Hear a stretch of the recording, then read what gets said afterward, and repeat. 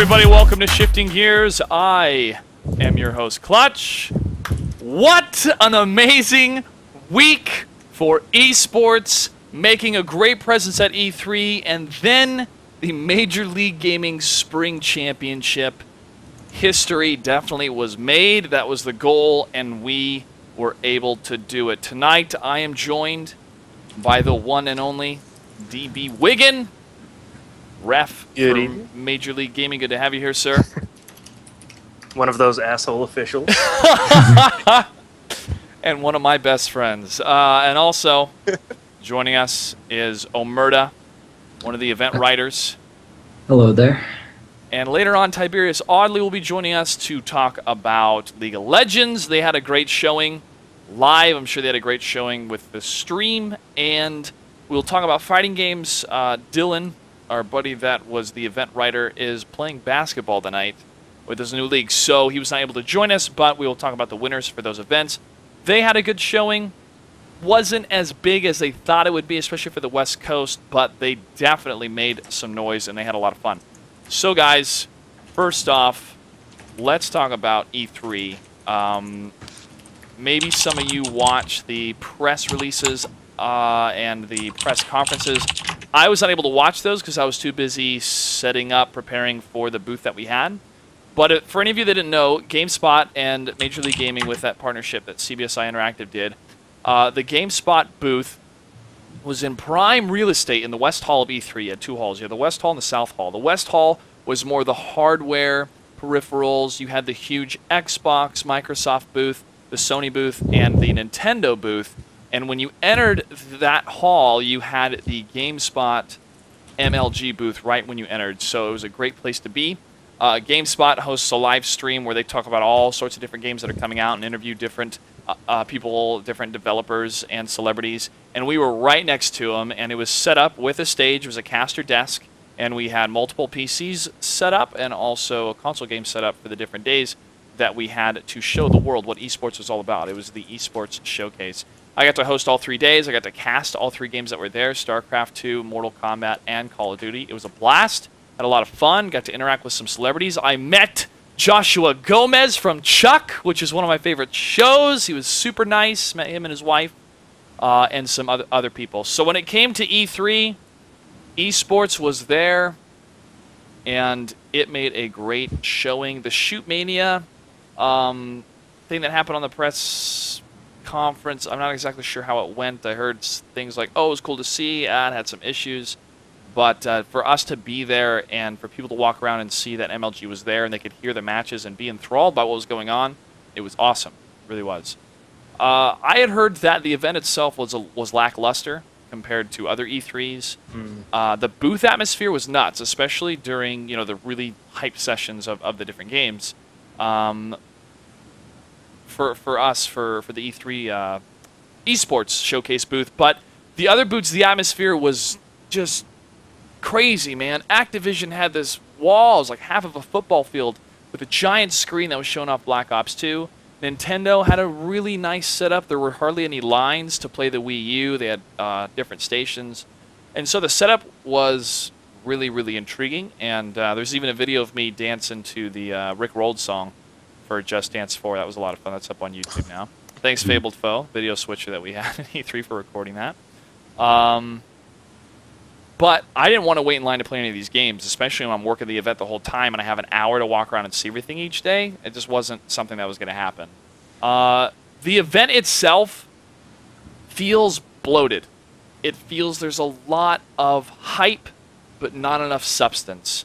But what was so great about esports being there is that everything in esports is substance to present. We hype everything before it happens, to tell everybody how amazing it is. But it is happening then and there. You are seeing the matches, and you are seeing the way the game is meant to be played, and you are seeing it played at a very, very, very professional level, and also at a fun level with the fans. So I was so happy to be there. I was happy for the experience for E3, and I will say I was being completely honest when I was on the stage at the Spring Championship and said, E3 was great, but this MLG Spring Championship was so much better than E3. That electricity and an esports event cannot be found anywhere else when it comes to gaming, and it was awesome. Gentlemen, your thoughts, Wiggins, starting with you, about any of the information releases about any games or anything that piqued your interest? Well, just to hit on a point about like the energy and the electricity in the room, the big difference for me and why I enjoy, like the lands and stuff so much more is MLGs are about, it's about the tournaments with the players and the spectators. And E3 is about, at least these days, it seems like it's about the sponsorship, Yeah, the investors. And showing off, and the investors and things like that. So like as a spectator who watched E3 at home on the streams and things like that, it was cool to see some specific games you were interested in, and there were a couple highlights, but most of it was just like watching the different panels. They just bombed out over and over again. Like, it didn't seem like they were going for the right audience. There was so many like Connect Dance, Wii U dance games, things like that like a lot of dance games, man. They're gonna sell, but the audience that's watching E3 are not the people that are gonna buy it. Yeah. Like, it's like your family might buy a Wii U and play the dance game, but your family's not sitting down and watching E3. So it seems like it was sort of mistargeted. Yeah. In that sense. But on the other hand, it's also the only like place that you get to see like new Halo 4 footage, or what was the other games that were really good? Watch Dogs. Watch Dogs was cool. Really... It was a newer Grand Theft Auto. They had the new Gears of War there. The Injustice game, which is made by NetherRealm Studios, that made Mortal Kombat, looks really cool. Some of the Wii U games were neat to see, how they worked and how you could play with your friends, cool party games. But I agree with you. It seemed the show was to show investors, hey, this is a market we haven't tapped into yet, or there's still a lot more growth in this market outside of the hardcore gaming market, the AAA titles, the shooters, the RTS games. Definitely. Though it was like you said, it was good to see that there was, other than like, MLG and the GameSpot booth and things like that, there was an esports presence from the developers, like the Shoot Mania guys and a couple other games. I think even Call of Duty like said they were working towards like competitive gaming. Oh, they are. It's in their press release on their website. Yeah. It says esports on it, which is good to see. It certainly says that. Yeah, it certainly says that, but I'd rather have developers say that and work towards it rather than to make it just a gimmick or an afterthought of designing a game. Yeah. I mean, I have a fairly low opinion of what I saw of Call of Duty, so I'll leave it at that. Yeah. But yeah, it was nice to see that, but it was kind of a weird, like, you go from like Shoot Mania tournament to Just Dance number 6 or whatever the hell it was, So it was kind of weird, but there were a couple really good showings that just, like, for me personally, I just wanted to highlight. It was like Watch Dogs, Last of Us, I think it's called. Last of Us was cool. Last of Us. Halo 4, I actually got really excited for the single play. I'm not a huge Halo fan, despite working at MLG and everything, but like the single player demo of it like got me really pumped. So. And of course Shoot Mania, and there was one other I'm forgetting. What is it, Josh? I think you know. I don't know. Assassin's Creed. Oh, Assassin's Creed looked pretty cool too. But yeah, so there were some strong showings, but I think it was like maybe 10% of the stream. The time I spent watching the stream was something I was interested in, and then the other 90% was like an Usher concert. So that's true. Omerta, anything on your end, man, or is that something you just weren't into? I didn't really watch very much of it. I was impressed by Halo. I thought it looked really good, but that's really all I've seen. Well, moving on to the number one input. Yeah. Thanks, Galen. Glad you could join us. Let's shift gears now. We interrupted his professional segue off that. He's like, "Oh, it was a bad answer. Fuck it. We're going into the next one." Just to laugh at Galen for me. So, let's talk about what actually happened at the booth here. If you guys were able to watch the stream, it was on the twitch.tv/MLG_live stream. And we were able to show off StarCraft 2 matches, and I got to cast with different members of Team Liquid. It was Zenio, Chef, Rhett, and Noni that were there, and also MC showed up, and they were show matches, best of threes, and it was a blast. A lot of people, this area, our crowd was where the walkway was, like the hallway was for transit people to walk by, but a crowd would form every game. Some of them bigger than others, but just for them to stop and look and see and take a minute and go, wow, this is pretty cool. and even for the GameSpot staff to be enthralled by what's going on, that's a pretty big deal, especially at E3 where there is so much to see and to do that you want to try and see everything in those 3 days. So StarCraft 2 was great. It was a lot of fun casting. Casting with Chef, Tyler, and Rhett was fun. Rhett was really, really good. The other two casters were great as well, but Rhett, he was always on analysis, man, talking more and more and more what the Zerg players were doing. So it was a really good time, and MC took out Chef pretty even-handedly, but these are show matches, and they could hear us because of where the speakers were, so it wasn't a big deal competitively wise. Like, we're not counting anything, but it still was. They still were good matches. They were good games. And I also had the privilege to interview Robert Clotworthy, and I really enjoyed that interview. I enjoyed the interview as well that I did at the Spring Championship, but the interview I did at E3 felt a little more personal.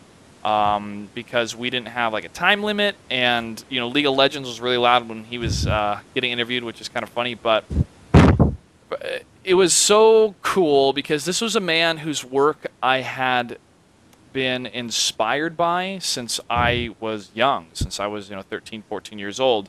And now that I've grown up and I've chosen the profession to be an actor, to talk to him as an actor and a gamer was very unique, and I started to tear up at the end, man. I started to get really emotional. And I really hope that the VOD will be released sooner, that interview. It was very, very, very good. And that was the StarCraft 2 day. The next day was Mortal Kombat. I got to cast with Tom Brady, Mortal Kombat player. Great guy. Knows the ins and outs of each of the characters and the system of Mortal Kombat. I played every character through the tournament mode of the game and did all the challenge towers and unlocked everything I could. So I love Mortal Kombat. We had Harley from Epic Mealtime join us to play against Detroit Ballin, or was it CD Junior? I guess one of the pros that were there. It was Detroit Ballin and CD Junior. And we also had Husky play with us. And he got demolished, too. It was his first time playing Mortal Kombat, but it was a lot of fun. We appreciate their good sportsmanship, and that they were happy to play with us. And playing with the fans was a good time, and it showed kind of the level of what it means to be a pro compared to just entry-level people or people that do play the game a lot. And the last day, I got to cast Call of Duty Black Ops with Golden Boy. And we had a bit of a technical issue at the beginning of the stream, and we actually looked at one of the discs, and it had this ring that was burnt into it. So when we got a different game, we came back live, and I held the game up to the camera, and I go, ladies and gentlemen, this is the vehicle of esports. Sometimes hardware can't handle this much awesome, or software can't handle this. So it was it was a good time. Really learned a lot about Call of Duty in the scene, and I knew about the spawn system, but the tactics that were used in it, I played a lot of Call of Duty in my day, and Golden Boy is great. He has so much energy, and I beatboxed a little bit, and he started flowing one time. It was a really, really good time. A lot of people were very happy with it. A lot of people were piqued by esports, and we got to plug the Spring Championship as much as possible. And some people from GameSpot, some of the higher-ups, went to the Spring Championship. Might have been only for a day, maybe Friday, but I'm sure they were all impressed. And everybody has been impressed, even Blizzard, by that event. So, first off, we're going to move right into this. But, Wigan, I want you to start us off, man, with this thing that has been posted on Reddit and what's going on with the player pit and the refs and people getting kicked out. Can you please describe for us what is happening, what had happened, and that we can talk about whatever kind of solution that that can present itself to fix this? Let's see where to start. I guess I should try to track down the threads on Reddit and post them to chat for full disclosure. But somebody made a Reddit thread complaining that he couldn't sit in the player pit and watch games after he was out of the tournament. I think his name was Smile or something like that. And a lot of people sort of jumped into it, and it was kind of the normal Reddit thing, people immediately, without fact-checking, try to just assume that whatever's true, and it's like a guilty before proven innocent kind of thing. But basically the gist of it is that people were complaining that there was so people were being treated unfairly. because for certain times during the event, in order to function like as an event, if you've ever seen the player pit, it's not really that big, and there's over 200 people trying to play. Just to be able to like walk down the aisle so we can watch the games we're supposed to be adminning, you can't have that many. You can't just have everybody in there right now, at least the way it's set up. So people were complaining because the MLG policy had been that you can sit in the player pit if you're not currently playing, if you have a circular pro badge, which is like the top seeded players, pool players, things like that, or like the team manager pass for the managers, or I think there was one more pass that we would let in. Basically any circular pass, right? Which the random local player that just signed up so he could like have a chance to play against a pro player, he doesn't have that. So periodically we would have to ask people to step out. And for the record, that's something that we always do politely. Like a typical conversation would be like, hey, do you have a pro player pass? Because we just ask to be nice, even though if we know they don't have one. Like, no, okay, well, oops, sorry, my phone on vibrate. So, okay, well, we need you to step out for now until you're called again, or something like that. And they're like, oh, okay, it's just typical. It's been that way for like a year. That's just how we do it to keep things moving. But I guess somebody took exception to that and started this whole drama thread. And then there was also a tweet from In Control about me asking him to leave because he didn't have a pro player pass, which is sort of interesting to see my name thrown out there. But I mean, there's not a lot to. It's not. I don't feel like any of the officials have done anything wrong. As far as I know, everyone has conducted themselves politely and professionally. I've never seen an official like raise their voice or anything like that to a player at all. It's just the policy we have right now, and we're just the people that have to ask people to leave. So it's kind of unfortunate that there's a Reddit thread saying that we're all assholes. I feel like I'm generally not an asshole, but there were two posts. Well, not posts. There were a ton of posts in the thread that I thought were very good, but there were two threads made. One by Sheth, which you can find in his blog on Team Liquid, and one by In Control, which is on the StarCraft Reddit. And I thought they were very insightful in the things they said. And how do I put this without just telling people to go read them? Basically, they said that there is an issue with the player pit, and that there's too many people and not enough space, and people need to figure out how to make sure it's fair for everybody. Everybody that's competing wants to, to be able to sit in there and stuff like that. Yeah. And it's sort of an interesting logistical problem. I'm not really sure how it's something we could solve easily.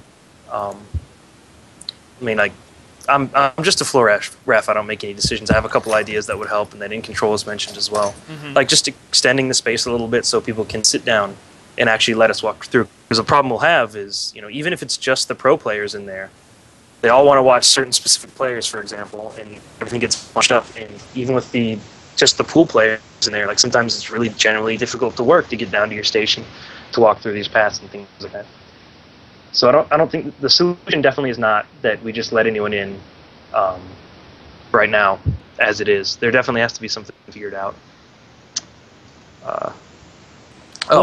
Here's a link to Chef. There, I'll just link this for the chat. That's Chef's blog about the experience.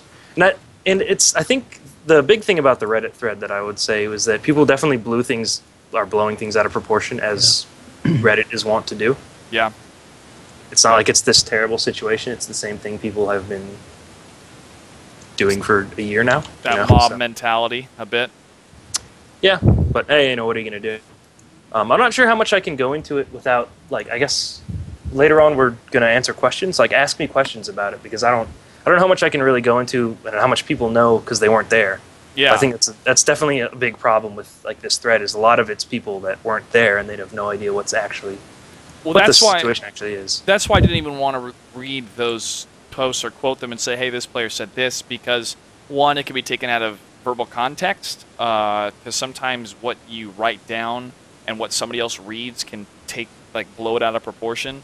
But also, like the manager pass, the teams only get one manager pass. That's a policy that I believe is still the same. I don't think teams are getting multiple manager passes. No. So there's definitely some misconceptions in that thread. Yeah. We do. People might not like that they can't watch their favorite player at certain times, but we do keep everything fair and we enforce the same policy for everybody, which is part of the reason I got called out for asking in control to leave the player pit. It's because it doesn't matter if you're in control or Joe Random, the silver player from Anaheim. Like, if we have to have people leave at the time, we make we'll ask people to leave. So.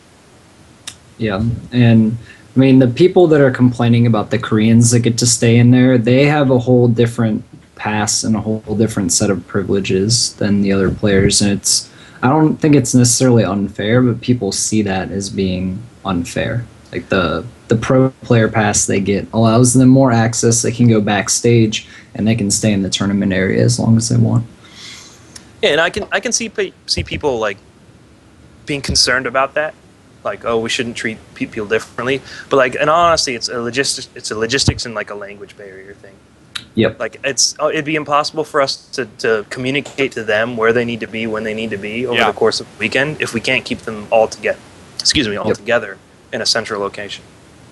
So, I don't know. I mean, how much do you want me to get into this? There's a bunch of little things we can do that I'd like to see, like extending the player pit a little bit. We can only there's only so much space on the floor. Yeah, let's talk about solutions, because I've talked about this with other players from last year, and creating a better player lounge or player section that's got like water and sandwiches and stuff, so they can just go there, chill, watch the stream, do what they need to, take a break from the fans, but still not leave the venue. So they can still be accessed by the admins to say, hey, your match has just been scheduled for an hour from now. Yeah. And the thing is, like, not every pro player, but a lot of pro players want that pro player privilege. Like, they want to be able to sit in the player pit and watch their friends play and their teammates play without being bothered by the random other competitors. Like In Control kind of jokingly tweeted, he just wanted to watch Idra play without being bothered by everybody for autographs. Like, he doesn't want to be an asshole and say no, but he just wants to have some time to himself, to watch a player. So like, the solution obviously isn't let everybody in, but like, how do we work around that? I think at a very basic level, just like I said, extending the player pit a little bit so some people can stay, and maybe putting some screens on the outside, like facing out, so people can still watch somebody like their friend that's in the player pit. If they're not pro players, they can still watch from the outside. And they don't have to try to sneak into the pro player pit and get kicked out like 6 times, like happens sometimes, Okay. And like what you said with the pro lounge, like I wish we had like infinite resources, because it'd be amazing if we could just like mirror the player pit, but make that the warm up pro lounge area that everyone can just sit in the whole time and we can get a hold of them, and they can do whatever they want and they can sit down and watch and everything from there. And then the player pit can be only for people that are playing games, because it's important that you have an area that people are legitimately competing in. And it's just at the very basic level, it's important for tournament integrity. Like, if somebody really wanted to cheat and there were that many people in there, they could. Like, it'd be really easy. Yep. Hand signals and whatnot. Yeah, I mean, even the way it is now with us kicking everyone out, if there's just like somebody that's behind, like say there's somebody behind my screen and in the crowd and he's watching and he's just he could just one racks or something like that. Yeah, like in baseball, touch the nose, touch the ear. Yeah, we generally have to be able to police that and make sure that the tournament is running smoothly and fairly for everybody. So, it's something we definitely have to work on, and I'd love to hear feedback from people. Again, bear in mind, I'm just a floor ref. I don't make any decisions, but if I hear something good, I'm being more than happy to pass it up the line. You're the best floor ref NA, man. People can send you their questions. Anyways, I did want to mention what Wiggins said, though, that we are going to read off questions or take questions from chat tonight. So if Wiggin will select or Galen can select from chat which ones they want to answer, probably hold it to the end of the show. Now, I want to bridge together 2 things right now, of E3 and MLG, and that's what people are doing to develop a better esports experience. And from the developer side, the game side, more developers are having spectator mode. They're building the games with esports on the mind, kind of ground up. They're trying to figure out how to keep the competitive play so good, so balanced, and so enthralling that it can create an esports title. And that's really cool to see. Slasher tweeted about that. He was really excited about that. He got a lot of interviews, a lot of different developers about that. You can check out his content on GameSpot. And this feeds into how league operators are trying to create the best esports experience for a spectator and for pro players. And so the two biggest issues that I have with an event like Major League Gaming is trying to fix that logistic issue of having the players in the venue but relaxed and able to take a break and eat and do what they need to do so they can prepare for their next match instead of having to go all the way back to the hotel.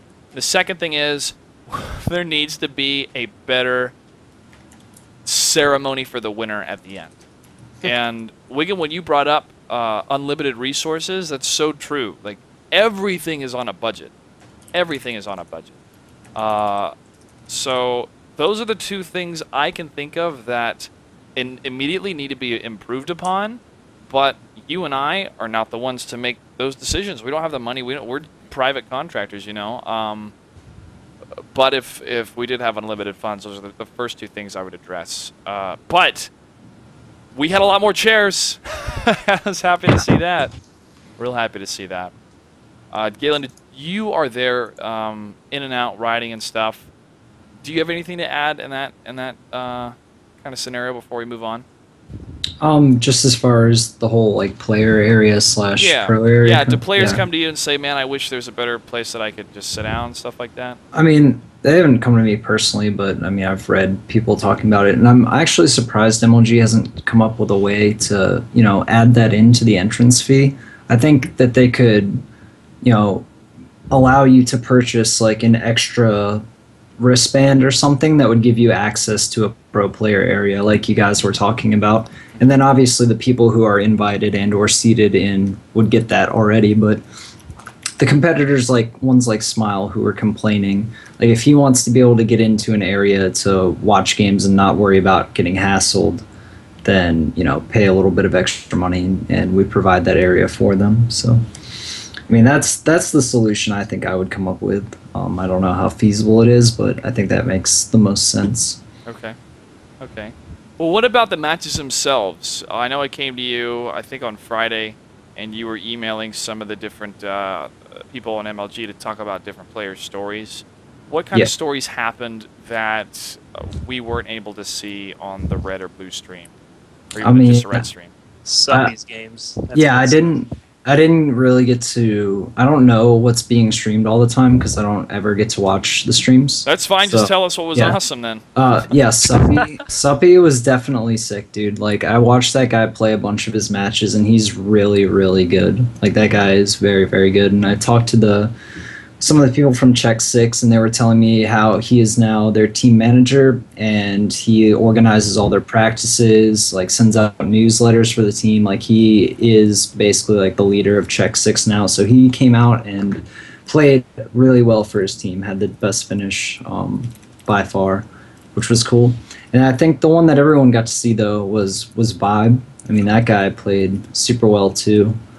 Let's see, who else? Axlab played really, really well too, man. Like, he's very methodical. Like, people always talk about Axlab as like not being the fastest player, but that guy plays so smart, man. Like, he beat Idra and some other really good Zergs.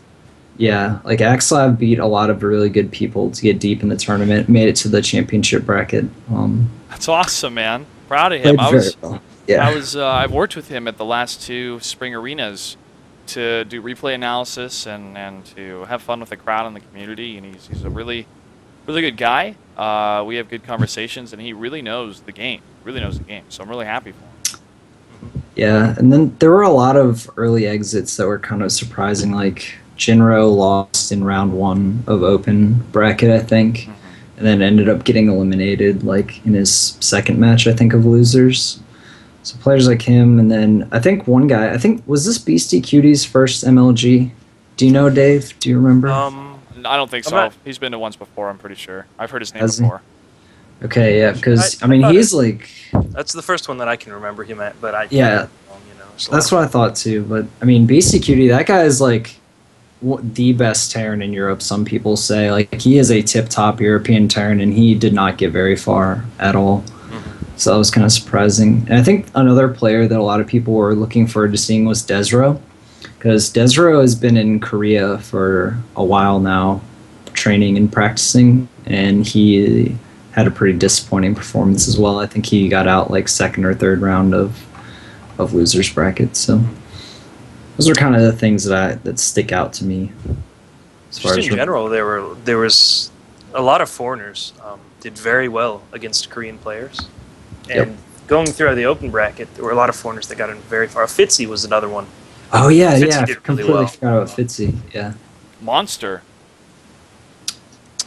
Well, he's a good Korean player. Monster's a monster, man. Yeah, but That guy this was his first MLG. He did well. He did. I mean, I expected him to kind of just destroy people, so that wasn't too much of a shock. Zerg's really strong right now, and he's a very strong Zerg in general. So. Yeah. Well, it was just cool to see him perform at this MLG. Yeah, Fitzy. I completely forgot about Fitzy because that guy looks so goofy too, man. Like he's got this big helmet that he wears when he plays, and I think his headset's like built. It's actually like inside the helmet. Yeah. Is it like a Iron Man helmet? No, it's like an army helmet kind of. Okay. It is weird. Yeah, just kind of looking through the bracket right now.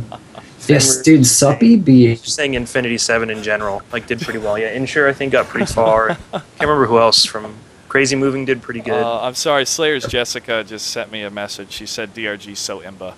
DRG is imba. He's a little bit good. Yeah.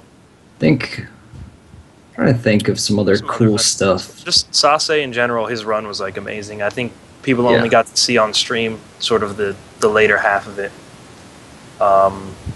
Quantic had a really big showing. Yeah, Quantic. Quantic Gaming. Who got Quantic. super far other than Sase. Illusion I think did pretty good, but I can't remember where he stopped. Zaka. Then, then two names, man, Huck and Idra. Neither of those guys made it out of open bracket. Yeah, the Muslim was all right. Didn't he get knocked out? Yeah, I mean those are two names that you expect to see like fighting close to top 8 every event, and usually they start out in pool play, but they both had to go through open this time and did not make it out. What has happened? Is this just a rut? You guys think? I hardly saw Chris. Greg, I got to talk to him twice real quick, but they haven't seemed. Their aura hasn't seemed happy, if you know what I mean. About before last year, they were happy, they were excited to be there. Now it's are they just really just disappointed in themselves, or are they just in a rut right now? What do you guys think? I think there's always some ebb and flow to things, and the MLG brackets have become so stacked. It's like completely ridiculous. Like you can lose. Like there's at no point during an open bracket run do you have time to relax. Like you can lose to almost anybody that's there. Like I wish I could remember some of their names, but there were some like random like ladder warriors that were just like playing great games against really good players, like just the random like Protoss GM player that you've never heard of that's just like playing his ass off at the open. So even the no names have like really stepped it up. So I think that pro status that you have doesn't really protect you as much at an MLG anymore. You know. Yeah, no, I think there was also the issue of having to play in 2 tournaments, at least for Idra. Yeah. He had to play in WC, and he was there.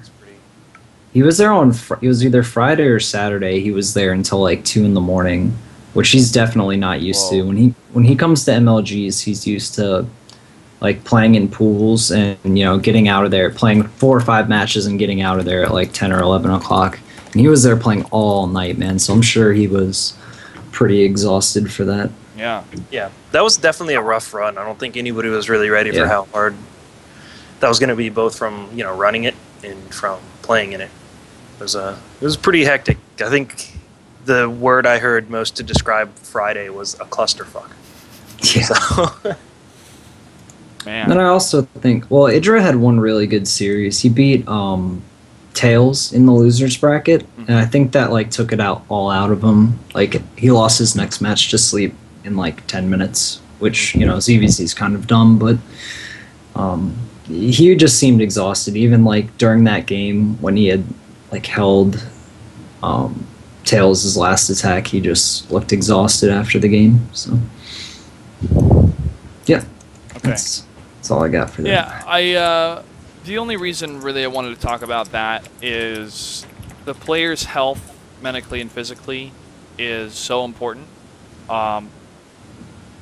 Major League game or any kind of league, this is sports entertainment. And you want all of your players to performing their best and to be their best, because that's how you have the best games.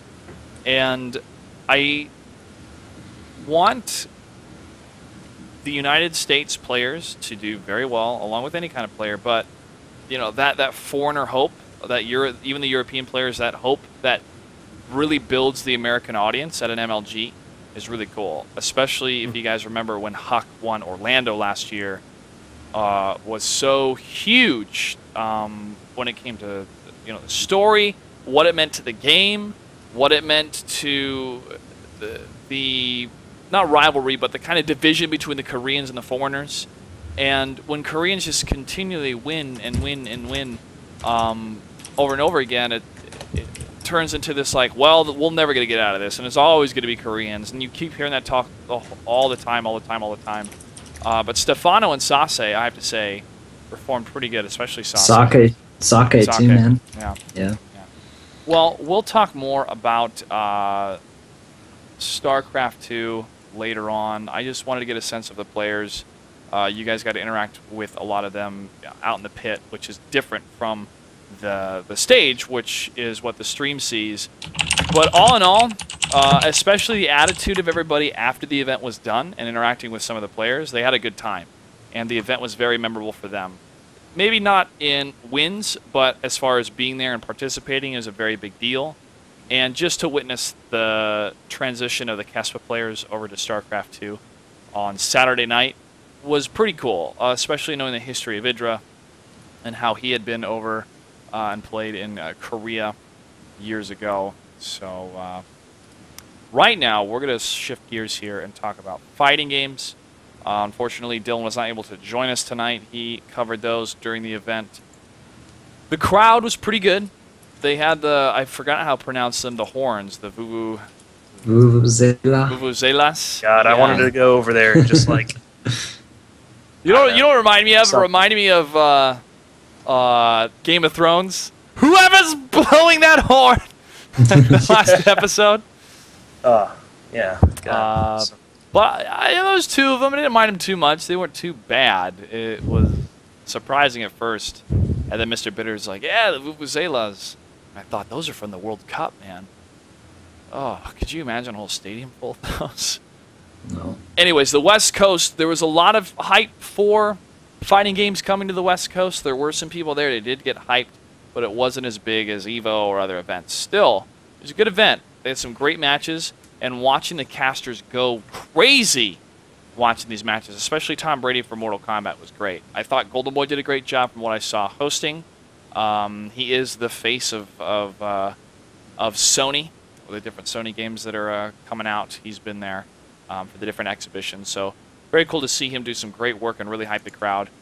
The fighting game community, there still seems to be a bit of a division, right? Like, they don't want to be the trim, proper suits of sports broadcasting. But what was cool about that event is Golden Boy knew that, and he came out there and was casual but hype enough to hype up the crowd and talk to the individual players, and the players could be themselves and not feel that they had to condense themselves into a cookie-cutter business-like presentation. It looked like they had a great time. Congratulations to the winners for Soul Calibur 5. It was Kiev. For Mortal Kombat, it was Detroit Ballin, who I got to hang out with at E3. And for King of Fighters, it was once again IGL Bala. I saw Kiev and Kayani leaving the event or walking by the event, and I said bonjour to them, and that was cool. They said bonjour back. I'm still working on my Korean, but that's about all I know in French right now. But once again, guys, I'm really glad to see fighting games on the pro circuit, and I feel that that crowd, even though it was small, contained the passion necessary for the games to continue on the pro circuit. Did you guys happen to check out any of the fighting games that were going on during any downtime? There's no downtown. There is, Yeah, no, there- there is no downtown. no downtown. I glanced over and saw a couple of it, and I definitely heard the crowd, which is, like, given the size of the StarCraft and the League crowds, like, the fact that we could hear the fighting game crowd is really saying something. Yeah. Yeah. You know, they were loud and they were passionate, so that was really cool. I hope that's something that keeps up with them. Yeah. Galen, anything else before we move on? No, I didn't get to see much of it, but they Okay. were loud. Okay. Well, guys, we're going to add Tiberius Audley here to talk about League of Legends. Let me add him to the call. I'm going to have to reconfigure all the graphics. So I apologize for that. That might add a little bit of delay here. There's some League drama, too. Was there some League drama? I think there was. Okay. But anyways, guys, this is Tiberius Audley. He did coverage of League of Legends for Major League Gaming at the event. Oh, he's got a webcam that looks nice this time. Congratulations, man. From last time I was Oh, too bad you're right after super, FPL and PAX. Quiet. just a little bit staticky. Staticky. Uh-oh. Sorry, we didn't really want to hear from you. Let me anyway. pause. Does that help any at all? Yes, it does. Okay. Must have been internet issues. It's okay. Okay. Anyways, Tiberius, first off, the first thing I want to address when it came to League of Legends is the crowd, man. Super Good hype. crowd. Of course, like most of the front rows were all Riot employees. So of course, they're going to be loud supporting their own game. That's okay. Blizzard employees were at the front of StarCraft 2, but I don't know how many. It kind of Don't take away from the League crowd. They were getting really into it. And League's one Yeah. of those games that's definitely, like, easy to cheer for. Like, Yeah. oh, that guy died. Fuck yeah, you know. Well, it's because there's like nothing happening for 10 minutes, and then, oh my god, something's happening! Yeah. I suppose, yeah. And a lot of the really loud part of the crowd was when Team Marn was up there, because they had their own little fan club set up. Pick and Heimerdinger.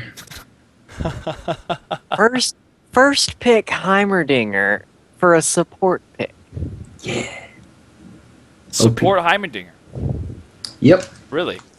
I don't know, man. I have to try Well, let's put it this way: they didn't get a kill until like 20 minutes into the game, or like 12, and then the crowd went wild. that. Nice. Well, tell us, man, what was it about the crowd, though? I mean, it could have just been Riot. Did you guys expect this many people showing up? Was it just because it was on the West Coast? Or it was the first event that you could actually hear the commentary there live because they're in a soundproof booth? Did that make a difference? I don't think it made that much of a difference, because I was talking to Travis, the guy that runs State of the League in the League of Legends community, and he said IPL 4 had 1,000 chairs for League of Legends, and this event only had 600, and IPL 4 was full on chairs as well, like every seat filled in the house.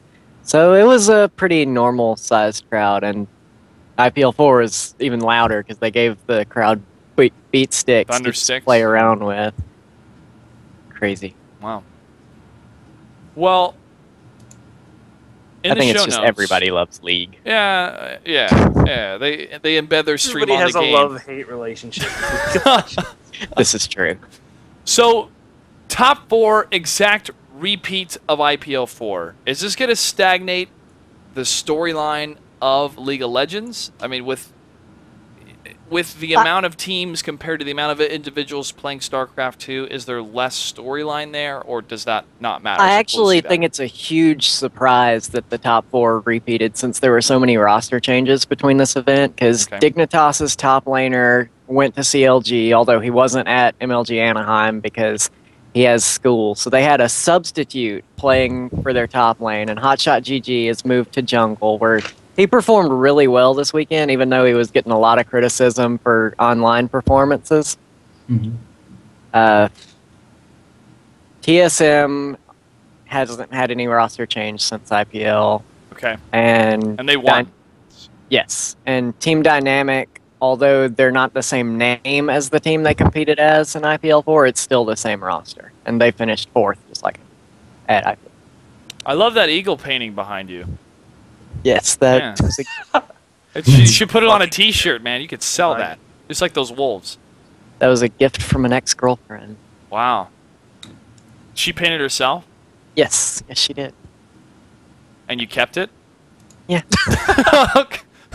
it matches my room. I mean, Yeah. I don't know, man. Gifts from exes. I'm like, yeah, I'll take this down. I don't know. I don't know. No, it looks cool. It looks cool. Let's talk about Orbit Gaming. You said it's an upset. Why is it an upset? They had never competed at a LAN event before, so nobody really knew what they were capable of. But they're one of those teams that they compete in the online tournaments, they compete on the ladders. They were pretty high up on the ladders, not like #1 or anything, but they'd have been #1 before. And they managed to beat TSM Evo, who used to be Epic Gaming. They 2-0'd TSM Evo in the losers bracket to knock them out of the ability to get top 8. Or it may have been top 6. Now, I remember Sunday night, it was 9 o'clock, 10 o'clock. I was taking a break from the barcraft, getting something to eat. And I saw John Nelson, the commissioner himself. He does exist. I saw him, and he walked by, and he goes, yeah, League of Legends didn't end until 10:30 whenever I saw him. Or he said it was still going, and I just thought, what? Usually StarCraft 2 is the last event to finish up at these Pro Circuit events, but we even finished before the fighting games did, I think. Yep. Which was Fighting surprising. games barely finished before League. Wow. If TSM hadn't thrown one of the 3 games they decided to throw, then League could have ended a lot sooner. What happened there? Why did it take so long? Chokes, game throws, games taking 40-45 minutes because CLG like to play a more farm-focused kind of game where Okay. they really like games to go 50 minutes, simply because that's where they feel most comfortable in late-game team fights. And they pretty much got their wish every game and managed to pull a victory out of a magical hat. Until the last game where they ended up losing the series. I see.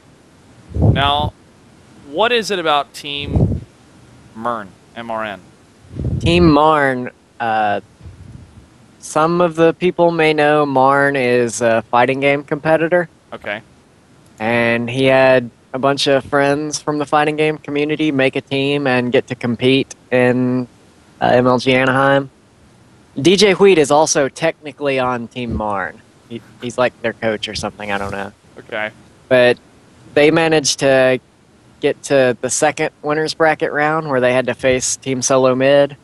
And before the match, the two, like Marn and Reginald from Team Solo Mid, were both kind of ribbing each other, talking crap to one another. Like, oh, we're going to 2-0 you. It's going to be a 20-minute surrender, etc., etc. And then Team Marn just decided to pick champions like Fizz and Victor that you don't see in competitive play. And they had, like, Gangplank Varus bottom lane. What? Yeah. It was a lot of things you would never see in a real game. Okay. But they were actually doing this somewhat seriously. They made it a fun show. Yes. Cool. Even though they knew they were going to be stomped. They Yeah. tried But to appeal to the crowd, it seemed which is like a good the thing. crowd was chanting their name or getting really pumped because of that. Yes. Well, that's Because cool. you don't get to see that in these tournaments. It's all try hard, we're going to win big. Well, money's on the line. That's what you want to do. Yeah. Well, Marn knew they weren't going to win money, so they took advantage of their ability to win some fans. So now they've made the reputation that when they do win a tournament, people are going to go nuts. Exactly. Okay. Well, what about this next bullet point that you've made? This Afrumu TSM.evo bathroom break issue that's been posted on Reddit. Somebody made a thread on... Well, actually, Afromo tweeted between games that he really had to go to the bathroom, and the MLG referees weren't letting him get up to go to the bathroom, so that kind of blew up on Reddit. To be honest, I didn't read too much into it, because it's like, you gotta know It's the when same it's ref. okay to go to the bathroom. It's Go- the same ref doing all this Just stuff. man. this one mystery masked ref running around between every game, just causing a ruckus. You Go get out! urinate before you have to be on the main stage. Like, seriously. Dude, they have a bucket in the corner. It's what it's for. No, there's no. It's a girls- soundproof booth. Nobody's gonna hear you say, oh, hey, I gotta go pee. How All much right. time did they have between matches? Between matches, they had at least 15 minutes. Like from one best of 3 to the next. I mean, at least Yeah. 15 minutes. Oh, okay. Now, I saw a video of one of the players throw down his headset and it broke. That was not the one I have a bullet point for. That I Okay. think that was Nintendo from. No, that was fuck. It was- Who does the play calls for Dignitas? Oh, I actually don't know who does the play calls, but what's his I Will name? Dominate's the jungle. Dominate. It was Dominate. I'm Okay. pretty sure Yeah. it was him, right? Oh, okay. He just Yep. like after they won, he like threw it down excitedly and it broke. Way to go. Yeah, But he's like, yeah, that is. His teammate went, oh no, what happened? That sucks. The thing I have in the show notes is about Counter Logic Gaming's EU team. When they were on the main stage, they didn't have headsets. Like first of all, they brought USB headsets, which Dave, you're a ref. Are USB headsets allowed? Nope. Not at all. And they were still given the ability to use them simply because they didn't have other headsets for them. When they got some that weren't USB, they weren't working because they didn't have drivers. Dave, what are you supposed to do about drivers? Give him ahead of time. Exactly. Neither of those were done by CLG EU, so I mean, when their headsets weren't working and they weren't being allowed to fix them, it's their own fault, and it was within MLG referees' rules to be handled the way it was. But people on Reddit were like, "Oh, it's not fair. They're so cheating. They just hate the European. They're gonna make the pros hate their tournament, and never compete ever again." Blah blah blah. Hey man, rules are rules, dude. And you're supposed to read that before you show up to the tournament. Yeah. And For like, people asking in the chat, USB headsets have never been allowed for any of the PC games. Nope. At least not as long as I've been working at MLG. Nope. And I believe it's an issue. I don't know exactly, but I believe it's an issue with the USB headsets taking power. A lot of them, like the StarCraft ones that light up, and it's like a grounding issue. We have God knows how many computers plugged in Yeah. through. Probably less sockets than they should be. Mm-hmm. They worry about things shorting out and stuff like that. I think it's the same reason they don't allow PS2 keyboards. Peripherals that take power are generally not allowed. they ended up winning one of the 3 games completely without headsets. They were shouting their call-outs to one another within the soundproof booth. Interessante. And they- Now, what were the finals like? Were they good, or did just Team Silver destroy and it was over? As someone who was really tired from the weekend, it was kind of frustrating to watch the games because one team would be ahead, and then they would be like, "Oh, we're ahead. Let's get Baron buff and end this." But then they would lose at Baron or get killed or screw up somehow, and the other team would end up with Baron, and then that team would win. So it would be like, "Oh, this game's going our way. This game's going our way. We're losing this game." That's a huge upset, so it's a good story, right? I'm talking about, with the crowd watching it, going to 10 p.m., was it a hyped finals? Did people enjoy the finals, or was it just a bummer to watch? After I every enjoyed it. I got to game, watch it. Yeah. after every game, a little bit of the crowd bled out and just it dwindled down until the last game. But like the people that were there were still excited when it all ended, and they were still cheering at big plays. Yep.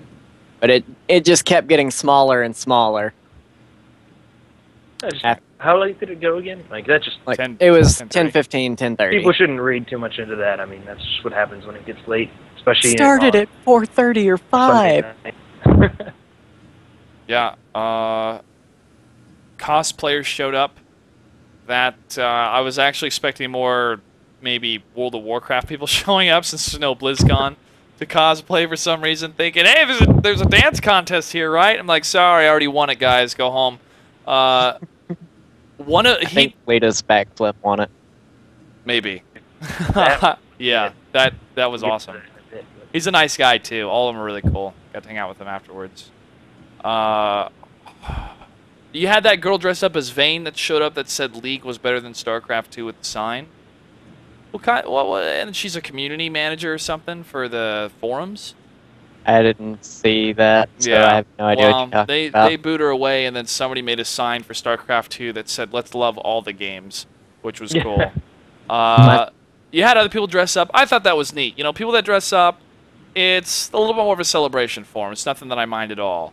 The And, Darius costume was sick. I was not able to see that. It was really good. It was good. The Darius costume. Yep. Cool. Cool. Okay. Anything else you want to add about League of Legends? I kind of felt bad for CLG NA since they got there Sunday morning at 9:15, which they were 15 minutes late, but they didn't get a break until they lost at 10:15, 10:30 that night. Okay.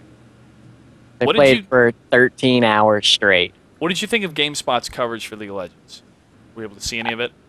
I didn't see any of it. Okay. I didn't even know GameStop was covering League or GameSpot was covering it. Alin, Yeah. Alin was there doing interviews. She's done StarCraft 2 in the past with IPL, and she was there covering League. And that was the first time I'd ever seen her covering League before. So she would do updates, and they would update the floor. I saw some of those videos, and she interviewed the players. Coverage is important when you are bringing it to the eyes of a lot of people.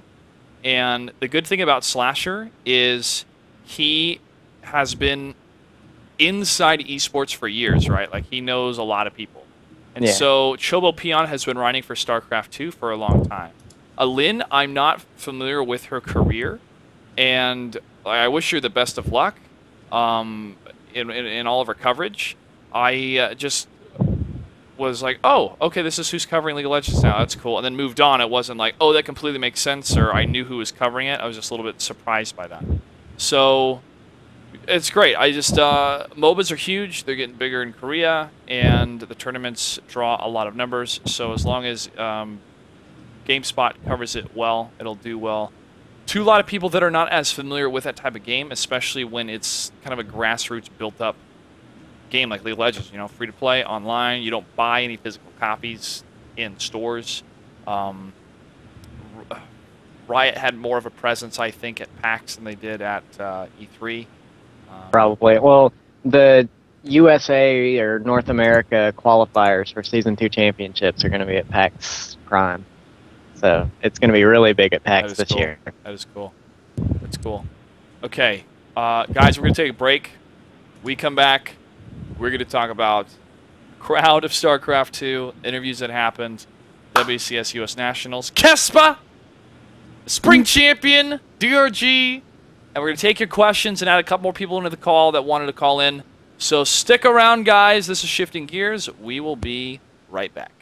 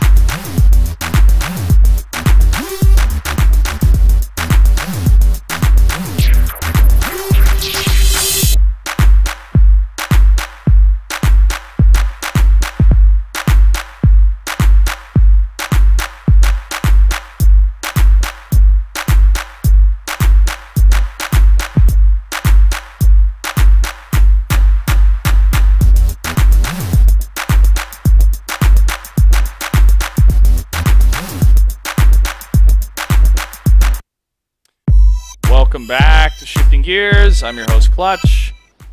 I just wanted to clarify when it came to the coverage by GameSpot that I don't want people to think oh, they hired Lynn because she's a pretty girl. It's like, no, she has a background in covering live events. And it's excited. I'm excited they had good League of Legends coverage there. And Galen disappeared. So he'll be back in a second. All right, guys. Let's shift gears here and talk about the World Championship Series USA Nationals here. And then I want to get into the interviews in the StarCraft 2 crowd. This is a really cool thing that Blizzard is doing, because I talked to Rob Simpson, and he told me about the event that happened in Poland and how the players in Poland weren't top players, but the crowd that was there was 15,000 people going nuts for their hometown heroes, for their country heroes. And so Blizzard is creating these developments, these pockets of support for these different players, that when they go and attend the bigger finals and then the global finals, it truly will be a global event because more people will be invested into it. I think it'll completely help the scene grow even more. It'll expose a lot more talent, and it will help develop more talent at a local basis, and not like, well, you have to be good against Koreans all the time, which at the top you have to be, but to get there takes steps, not just and then you jump up there, right? At least right now, since there's so many players. So whoever's breathing into their mic really loud. Sorry. I want to give a big congratulations to Root Vibe, that he will represent the United States of America at the North American Finals, as well as Daisuke, who won $3,000. Root Vibe won $12,000. They both will go to the North American Finals, but Root Vibe will go to the Global Finals.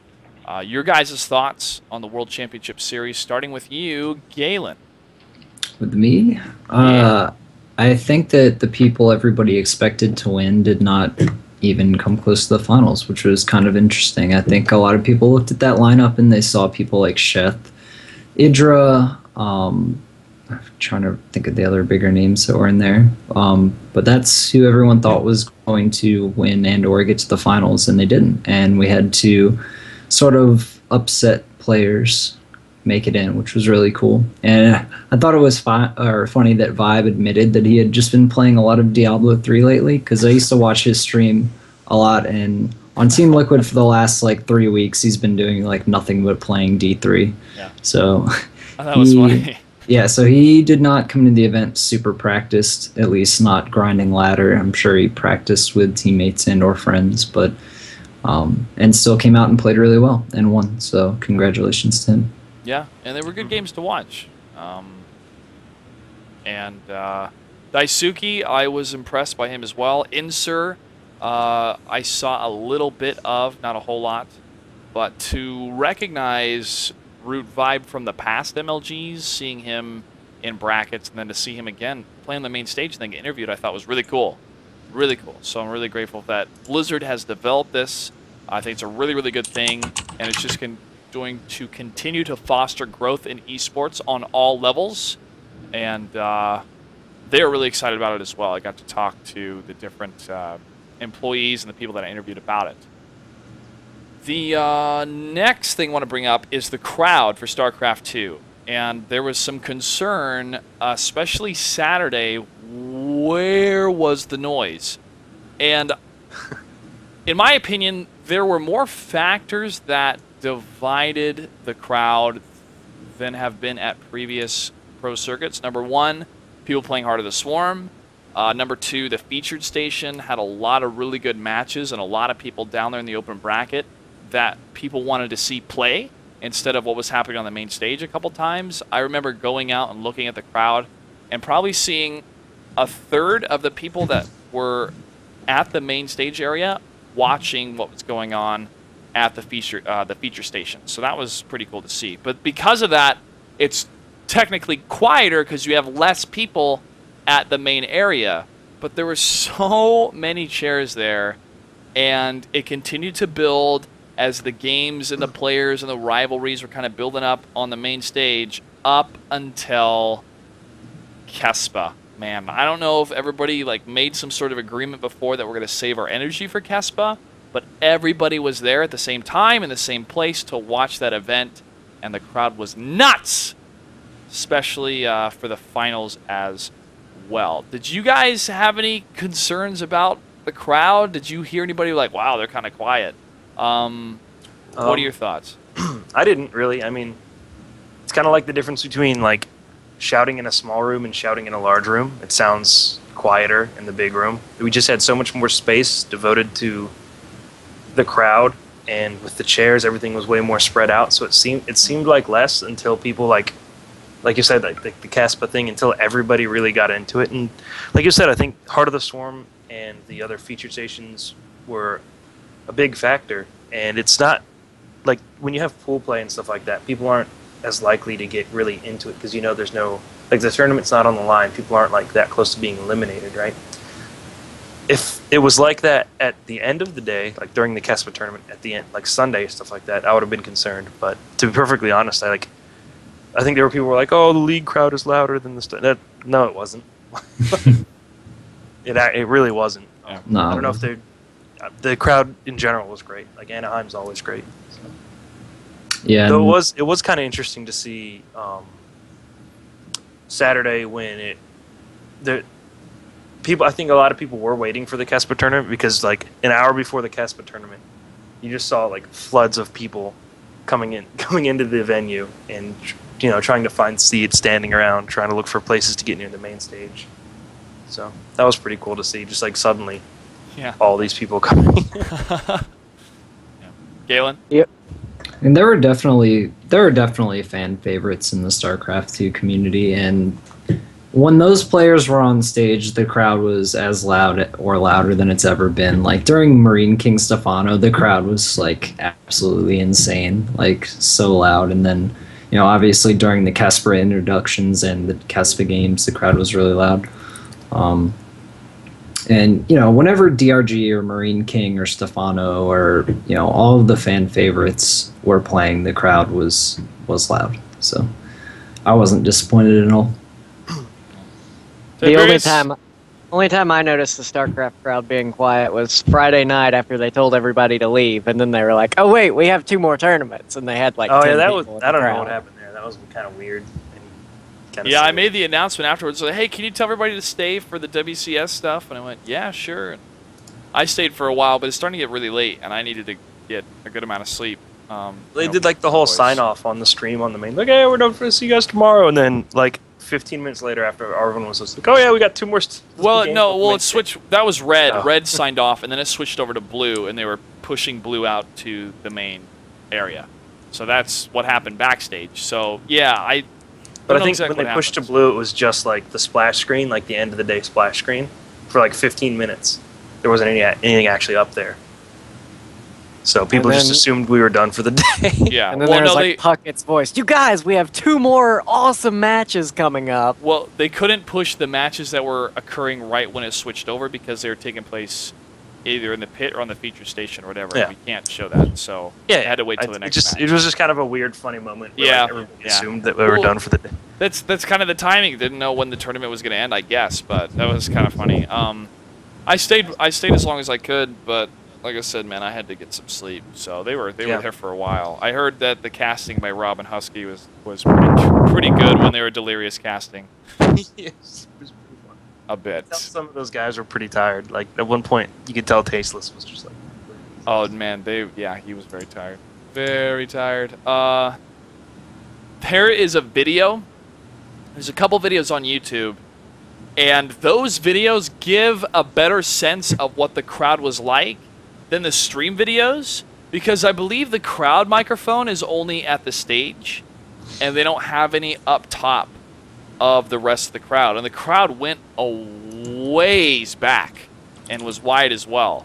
So the jib camera gives a good sense of who's there, but it gets dark in the back.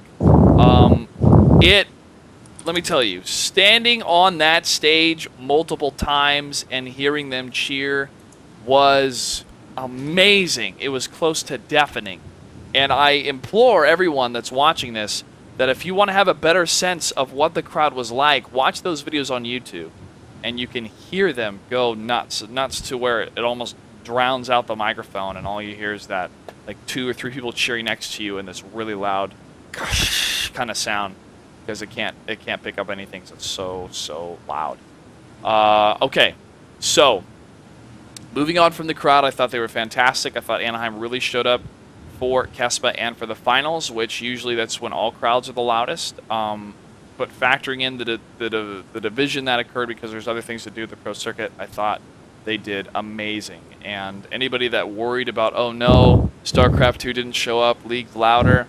Hey, I love League of Legends, man, but StarCraft 2 showed up. They were there. The interviews, I thought, went very well. People had said my interviews are a little too robotic when it came to Blizzard. Those questions are pre-screened on both sides by both PR departments, so I have to stay pretty close to script. I wrote those questions, like that's from me, but I had to alter them a little bit, you know, just to make everything PR good when it came to Blizzard. But they told me, hey, you're going to be interviewing Dustin Browder. Hey, you're going to be interviewing David Kim. Hey, you're going to be interviewing Mike Morheim. I went, okay, and sat down and thought for a good amount of time questions that were direct enough to answer what I wanted to know, but open enough to allow a lot of information that was softball, but still gave good answers. You know, it was to figure that out. But I thought they went well. To interview Robert Clotworthy again on the stage was amazing. Were you guys surprised at all to see the Blizzard employees there? You already knew it was going to happen. What did you guys think of their answers to the interviews? Didn't get to hear too much of it, man. I'm sorry. Great. Running around working. I know. I thought in general the interviews were like pretty cool, man. It's always nice to hear from Browder and David Kim, just about sort of where they're going with StarCraft. I can't think of much specific that I thought. Oh, I thought it was interesting that Dustin Browder was talking about taking supply away from the main Terran army, because that seems like the opposite of the problem that Terrans are having. Like, their army's generally weaker late game. Yeah. You're saying, oh, we need to, spider mines to take supply away from the Terran army. Like, the Terran army isn't the death ball that everyone worries about. So that was kind of weird, but maybe it will be in Heart of the Swarm. I got to play multiple hours of it, but even that's not enough to really tell anything from like a balance perspective. And the one we played was a couple builds behind what they're working with now, so you never know exactly where they're going with that. But I just thought that was kind of an interesting thing, because it didn't really seem to make sense from most people's current understanding of the game. But other than that, like, it's pretty awesome. It's always nice to have those guys. Like, anytime you can like get into the mind of the balancing team and the game developers, is pretty cool. It's also good for everybody that's involved in what we're doing for esports that Blizzard comes out and gives their big stamp of approval. Hey, I want to be interviewed on your main stage. That's pretty cool. Especially people as big as Dustin Browder, David Kim, and Mike Morheim, and even Robert Clotworthy to be there and to interact with people. He did an autograph signing. I thought was fantastic. All right, gentlemen, we saved these last sections here towards the end of the show because this was a dream come true to be a part of, and that was the Kespa Invitational and to do the introduction. I knew I was going to be introducing those players a couple weeks in advance to the official announcement that MLG made. And I made every preparation that was necessary for myself to be able to do what I did. I had them organized a certain way to build the hype of the crowd and also kind of how their careers have been. And they're all of them have legacies, right? But Stork, Jaedong, Bisu, and Flash have the biggest legacies in Brood War out of those 8 players.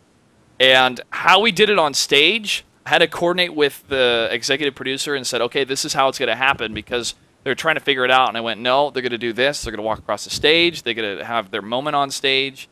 And it all came together at the end, and with them talking in English, that was a last-minute thing, because Wani came up to me and said, hey, Fantasy's going to say something in English. And I thought, okay, cool, that's awesome.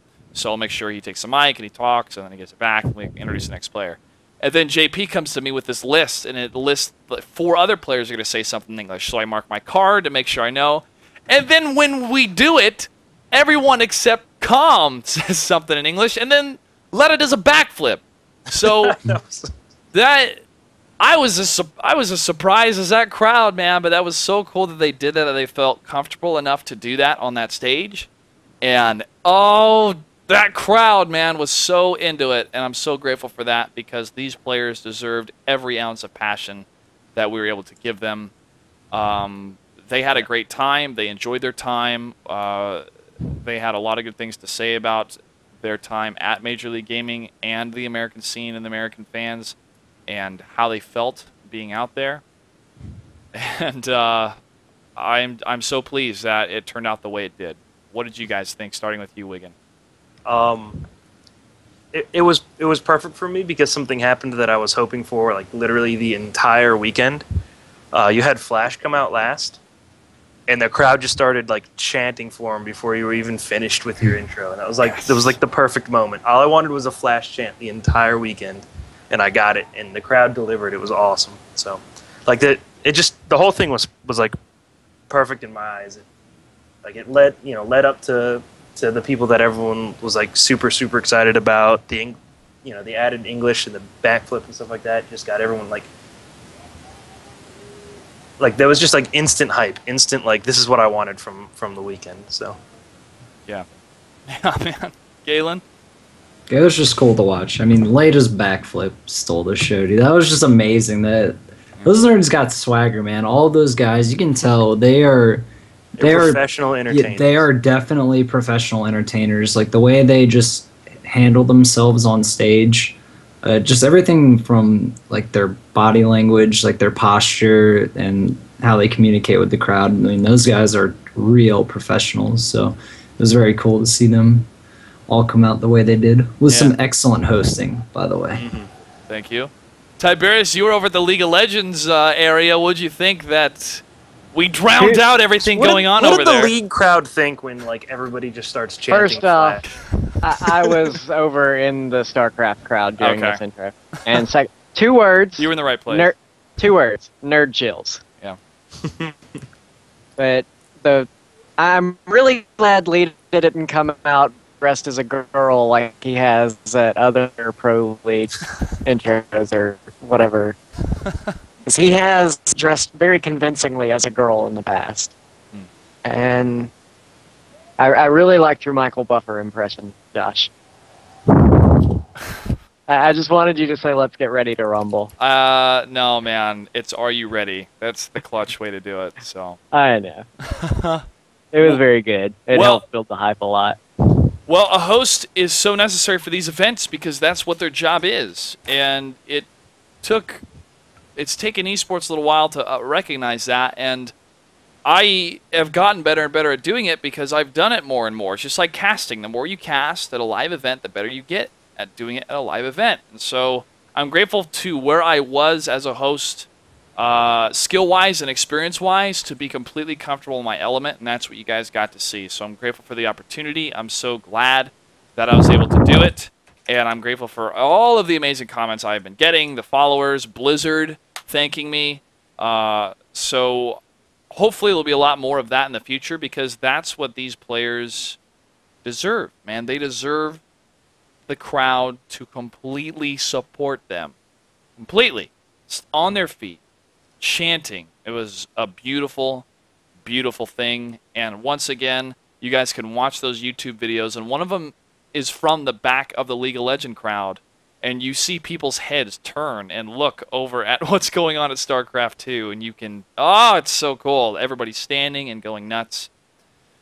Great time, great memory. So, now I said that I got a gift from the Keswa players, and I'm going to go get that gift right now. I'm going to be right back. Give me 1 second.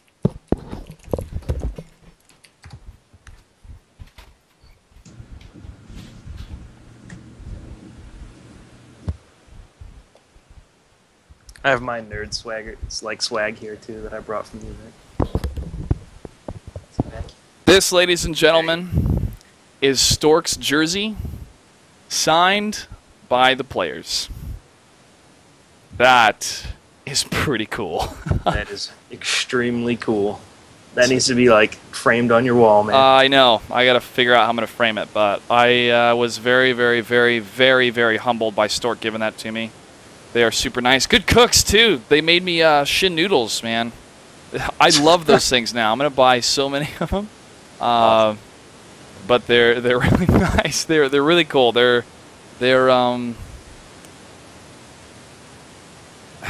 it's like hanging out with anybody, really. We just had a really good time. I really wish I knew more Korean so I could joke with them more and talk with them more. But with the translators there, just had a really good time. Let's talk about the games, though. And that's what this tournament was to watch them play. Feel there's still more to learn, obviously, but the micro and the mechanics were definitely there. Your guys' thoughts on the games. Galen, let's start with you. This is what I'm going to say. I don't know if a lot of people kind of really get a grasp of what I'm trying to explain here, but I'll do my best. And it's that mechanically, those players are so far above and beyond any StarCraft 2 player I've ever seen. Like, and it's not that they're fast, it's that they play the game like perfectly. Like, not a single mouse movement or keyboard stroke is ever wasted. Like, you'll watch players like, I'll use Vibe as an example, because I don't know if a lot of you guys have seen Vibe play. He's super fast, but he like uses his mouse to move around the screen a lot. Like, it just looks very jerky. But when you watch the Caspa players play, everything is so smooth, man. It's just like unbelievable how good they are.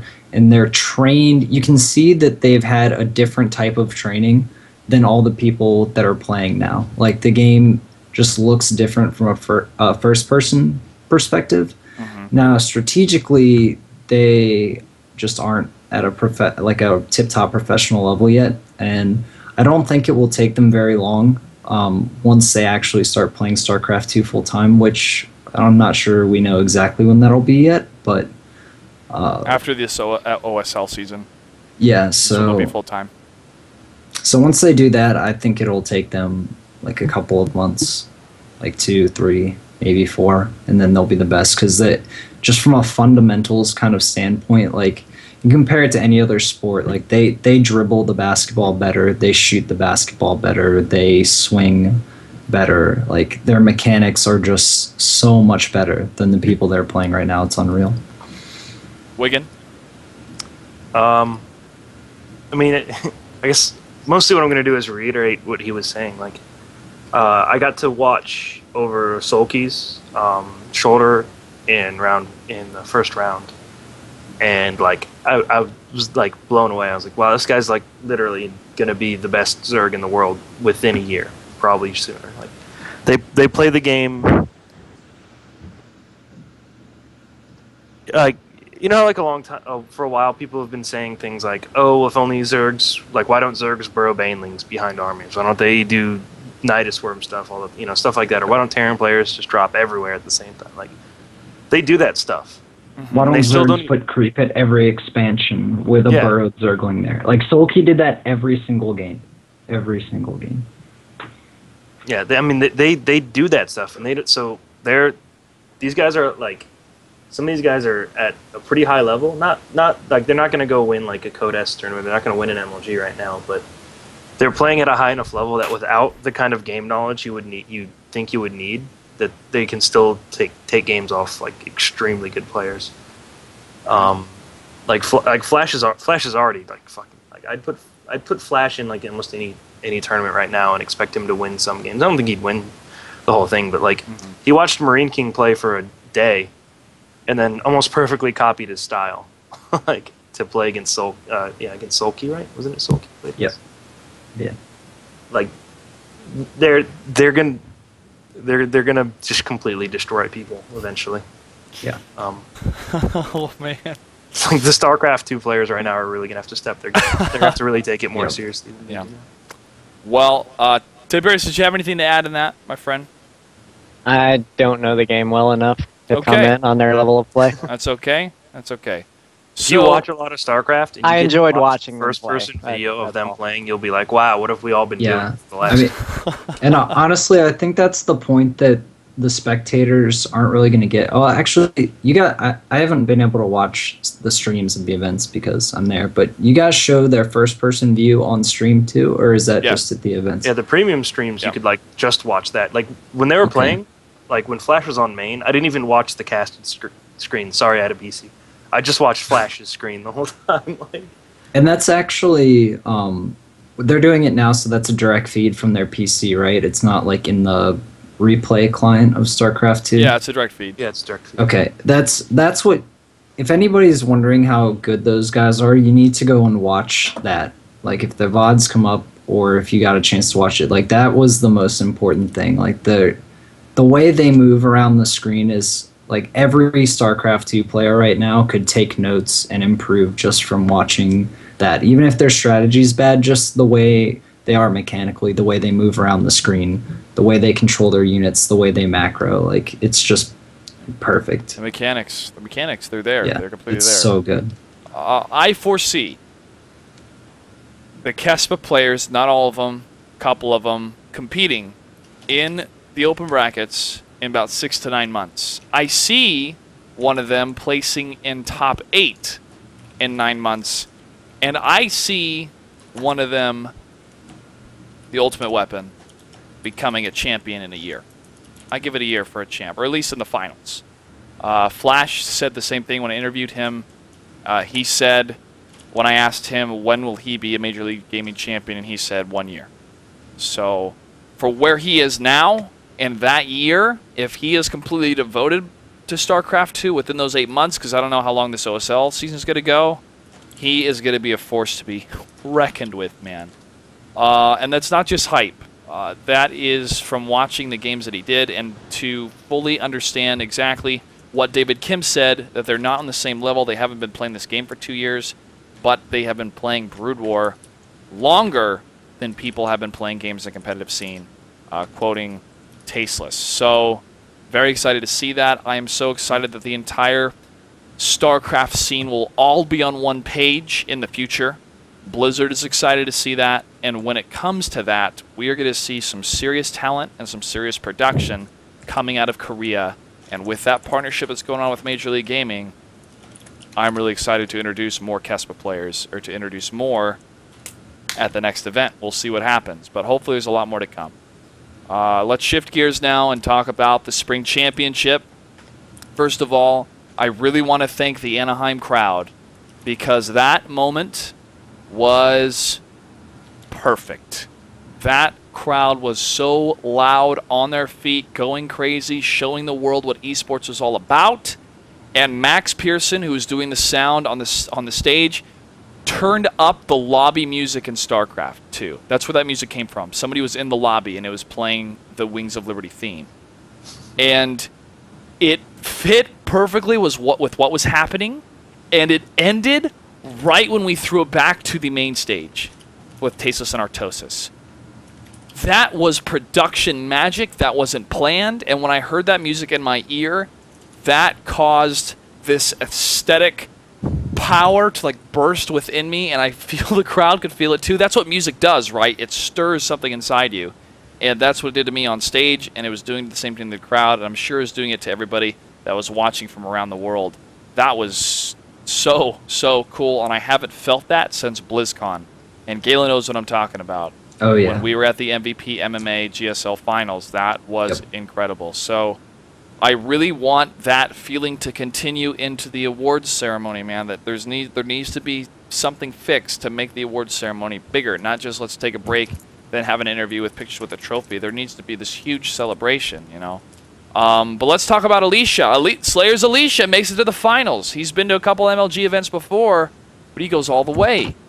Very, very impressive stuff. Protoss makes it to the finals. Your guys' thoughts, Galen, starting with you, since you're a Protoss player? Well, I think Alicia is a PvT sniper. It didn't surprise me at all that he beat Marine King, and I'm surprised that he actually even took a game off of Dong Ryu. God, okay.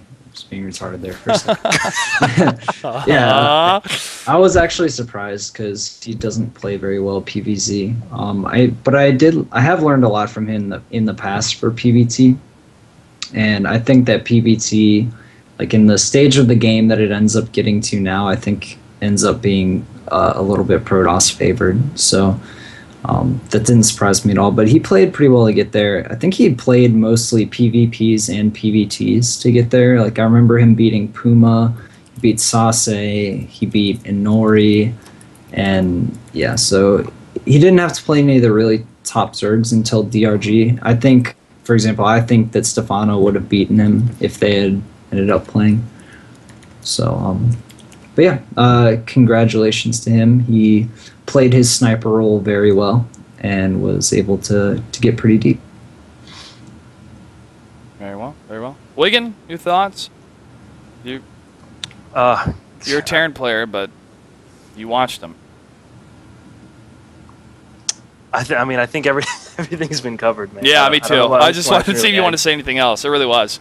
No, I can't think of anything. Everyone's done a really good job explaining it so far. Okay. So DRG wins it. This is his first pro circuit win. His celebration, I got to see the video of it, and I even get a little bit choked up seeing that. He is so happy. His coach was so happy. I got to meet him. He was very nice. And that moment when he comes out, oh, man, so good. And then he was a very good sportsman to Alicia. I felt DRG. That was a really good moment. Yeah, I felt DRG knew he had this, and when he lost, that second game to Alicia, he went, "Okay, I have this," and he took it. He did, and his confidence was through the roof at that time. Alicia, he was fishing for confidence, man. I mean, this just him smiling and laughing and saying to DRG, you know, go kind of easy on me. Was funny to see, but now he has experienced what the finals is all about, and that experience is going to help him in the future.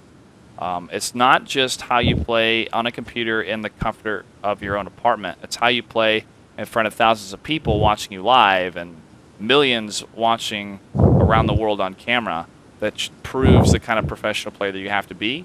And I think this is a huge, huge step for him, and look forward to more of his success in the future. And Dongregyu, well-deserved win. So glad it finally happened. Like I said, awards ceremony needs to be better. Sase had a great run. The Foreigner hope that he was placing in the top 4. Gentlemen, we're wrapping up our discussion here before we start taking calls and bringing people into this conversation. Is there anything else we need to cover from this week, either E3 or the Spring Championship? I'd also like to give there are 2 shout-outs I'd like to give. One is to Grubby for being a hero in pool play. I didn't think he would win a single series, and I thought he would struggle just to win any games. He came out and played really well in his pool, which was cool to see. And the other shout out I would like to give is to CLGNA, because they've made it all the way to the finals, went to the last game of the finals without their top laner.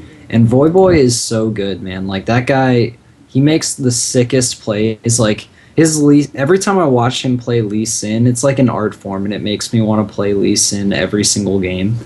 And the fact that they got as deep as they did with a sub, and not only a sub, but missing one of their best players and one of the best top laners, if not the best top laner in North America, you know, that was pretty sick. Not just any sub, but just some random high elo player that has never really, to my knowledge, been on a team and never competed in LAN events. They just picked him up and went with it, and he did really well this weekend. Well, that's because League of Legends is easy. True. Shots fired. I'm just kidding. I have a shout out to give as well. All right, go ahead. Shout out to Matt Higbee. He's the creative director for PlanetSide 2. He got to come to MLG Anaheim this weekend on Saturday. I don't know if he got to come on Sunday. But this was the first MLG event he's ever gotten to come to, and he was just fanboying it up. He was like getting nerd chills over seeing even the feature station games. Cool. That's good. That's good. All right, guys, we had a couple people that want to call in, give their opinions or say hi real quick. Sometimes we do open phones, but tonight we're just going to have a few call in And make sure to start sending your questions to Wigan as we cover them. We are running a little bit late, but that's okay. That's how we do it on Shifting Gears. We do it for the fans. So, adding Brian now. You know, we're calling here. Totally skipped me on Scum.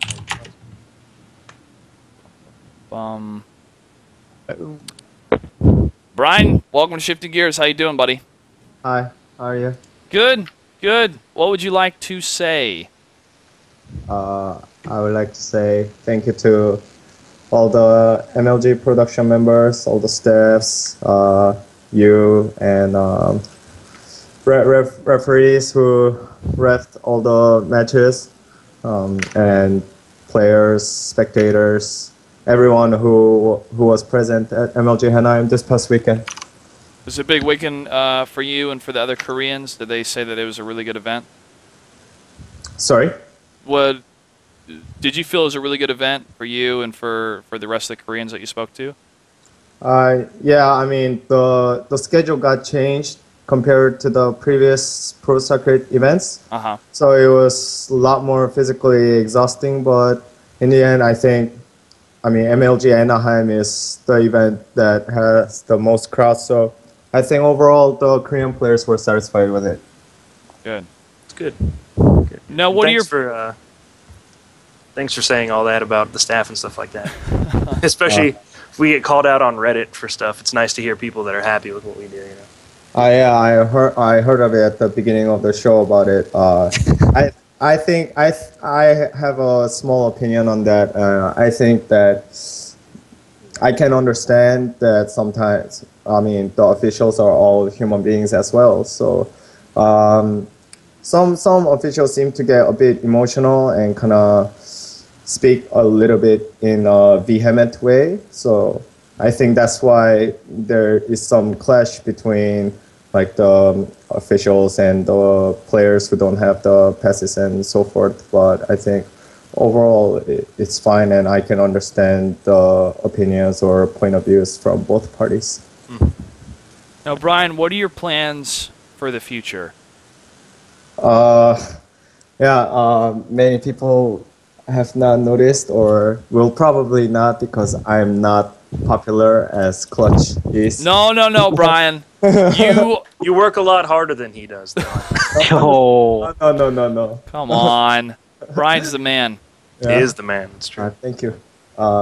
Actually, I decided to leave Fnatic for now, or in esports in general.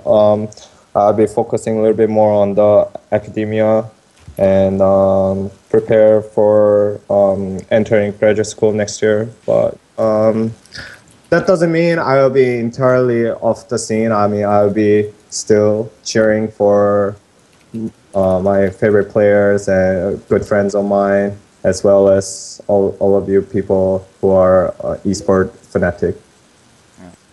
Well, I want to tell everyone that Brian has always been more than willing to help out whenever we needed an interpreter. He's always been very nice. He's been very tired at different events, but we've always seen him on his feet working. And you truly will be missed, my friend. But I look forward to hearing more about your career in academia, and I really hope that it can translate over into the esports scene as esports continues to grow and people can really make viable careers out of it. Is there anything else you would like to say to everyone watching right now? I would like to say thank you to all of you who are tuning in to this show, and please continuously show your support to esports in general terms, and particularly to StarCraft 2, since I'm a big StarCraft 2 fan, and also have been involved in positions for StarCraft 2. All right, my friend. I'm going to get your Twitter and link it in chat here so people can follow you. You can deserve some followers, man. It's honestly one of the hardest working people at an MLG. Thank you. He's always one of the most helpful people. And he's always the best dressed most of the time, too. No, there is one secret behind the dress. Some people actually asked me about it. to be honest, I only have one blazer, and then I just don't know what to wear when I go to the tournaments. I mean, as a team manager in like Korea, it's really hard to kind of wear informally. Like if you see the GSL or the GSPL, usually they dress up and stuff. So Yeah. I, that's why that's why I always end up wearing a single blazer all 3 days. Every single pro circuit event I attend.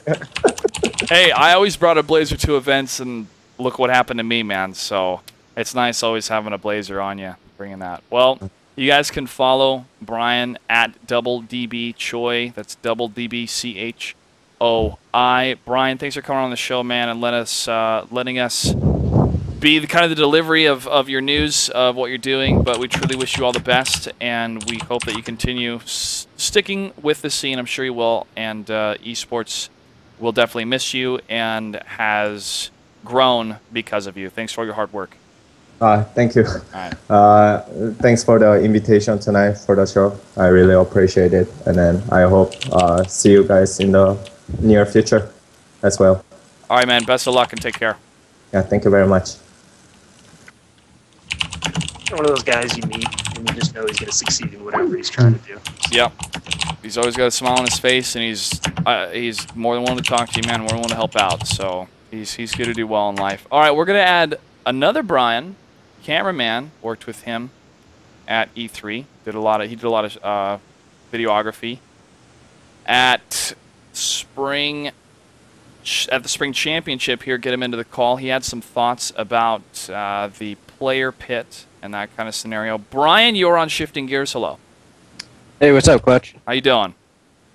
Pretty good, man. By the way, this guy was dancing with me in that video on YouTube that's out right now from the Clutch Rolled, the Rick Rolled song. He suggested we should do it, and I was like, all right, man, let's do it. So. Yeah, that was a lot of fun. Yeah. You had some thoughts you wanted to present? Yeah. Just to give a little background, I work in the MLG office, and I'm a video editor there. So just to see the production from going from like months back and leading up to, the day when we actually have to do it, I just want to say that, the crew behind this, not just me, but like the crew behind everyone that put in their time, like Joker and some of the other editors and Adam Contini and Ryan Thompson, like just to see the work that we put in and to see it go live, it's like a tearjerker for me, and I'm really proud to see everyone come together and to see it on the big screen, which is awesome. So I just want to applaud them for putting on such a good show this past weekend. It's a hell of a job. Yeah. And I also want to say, Clutch, it was great working with you all week, from E3. Going from E3 all the way to, Sunday, Monday, whenever we last saw each other. So, that was a lot of fun. And the last thing, I guess it's been beaten to death now, but Kespa, those guys, like the crowd. I don't know, man. Like the crowd is just insane. It was insane. Like I've been to a lot of concerts and stuff like that, and Kespa really takes the cake on that. Like they really put like a pretty awesome performance for us, and the crowd was just insane. So yeah, that's what I just wanted to say. Okay, dude, I love working with you and Contini and Anton because we have such a good time after we're done working and while we work. Yeah, no, for sure.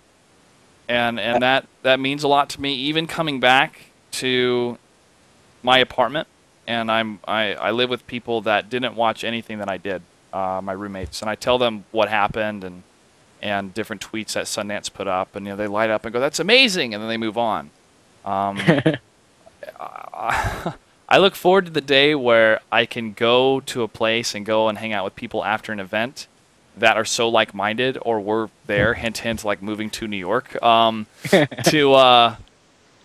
to continue that shared experience and to work together even more between these events to make it even better. But really, Brian, you and the rest of the production crew do such a great job, and I really loved how the crowd made that cameraman's doing a great job sign. I didn't know the jib cameraman. I worked with, I believe the cameraman that they had was Adam, not Adam Contini, but a different Adam. But they did a really good job as well with the live stuff. So it all came together, and look forward to seeing a lot more from you guys. No, for sure. You know, on the next event, Raleigh, and even the arenas, you know, I'm going to put 110% into them, whatever videos I get thrown my way to make. So yeah, so I'm really excited, and it gives me much more incentive to just even try harder for the next event to see something what just happened this last weekend. Yeah, definitely, man. Well, the next arena before then, I got a couple ideas when I pass your way that we could do. Yeah, sure. Sounds great. Anything else you'd like to say? Well, good job, Clutch. Good job, guys. It's like the third time I've got to watch this show live. Yeah. So, keep up the good work. Thank you. Thank you. We're all still kind of decompressing from that event, man, but it was such a good one. I didn't go to sleep last night at all. I went to sleep about 8 o'clock this morning because I was watching the VODs, and actually I was watching myself and taking mental notes of how to get even better. Because this is what I do. And also, I kept watching it because I kept hyping myself up every time. I was so hyped watching the intros to Kespa and to the finals, man. Well, thanks so much for coming on the show, Brian. And thank you. Where can people follow you on Twitter?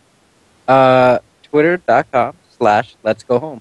Let's go home. I'll write it in chat. All right. Thank you very much, sir. I will talk to you later. Yeah, thanks, guys.